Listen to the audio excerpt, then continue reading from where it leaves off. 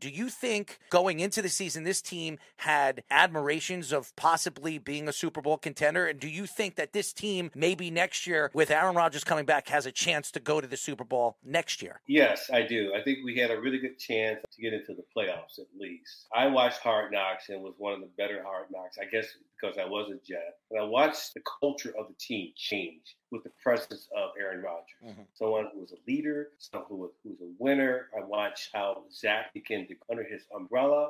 To me, that was probably the most unfortunate thing that happened because you took someone who knows what it's like to win off the field. We never recovered from it. Now, there's some things that we need to do. I think our defense is amazing. Probably one of the best defenses in the league. These are the obvious things. I think our offensive line needs to get better. But we're not very far away. This league is about injuries. Right now, 1 or 2, 3 key guys going down, it could change the paradigm of the season. I think if he comes back, I hope he doesn't come back this year, even though they think he might. They better not. He needs to be able to run for his life. Boy, does he ever. Because you go down, and as a defensive back, I have a clock hit. 1,001, 1,002, 1,003. That ball needs to be in the air. They weren't even getting 1,002. We're struggling. It was hard to watch that game. We cycled 2 or 3 quarterbacks, try to even get first downs. That's why I was so happy to see what happened last week.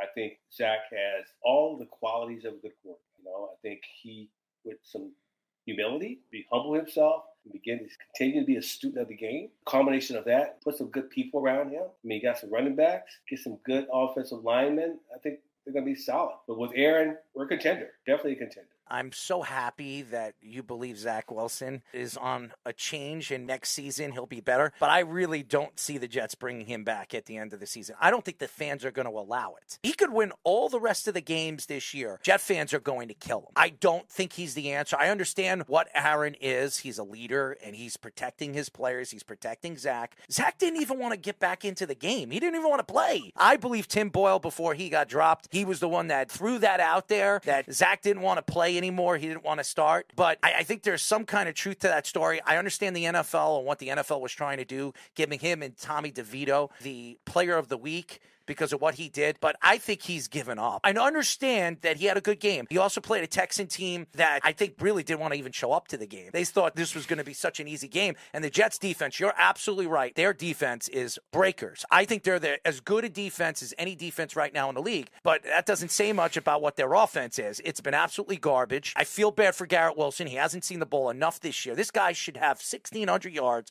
and 14 touchdowns this year if Aaron Rodgers was playing. But no, we got Tim Boyle and Zach Wilson throwing the ball. Or Ripken. It's garbage to think that Zach Wilson is going to be a part of this team next year. I do not see it, my friend. Jets fans will love Brett Ripken. He was the one that beat the Jets with the Broncos to get Adam Gase fired.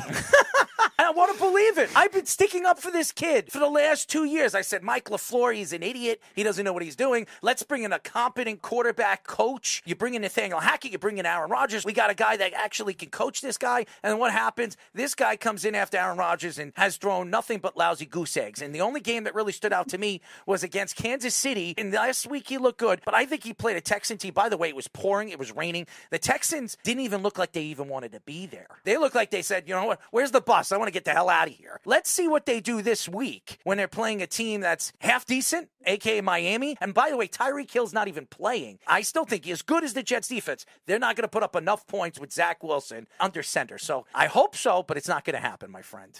So take a deep breath. I've been breathing for a long time, over 30 years of this. As a former player, I'm going to always give a former player grace. And I also understand that there's so many components about a team that can make or break a quarterback. My son plays quarterback. He's playing wide receiver right now. It's the most difficult position to play. A lot of things got to go right.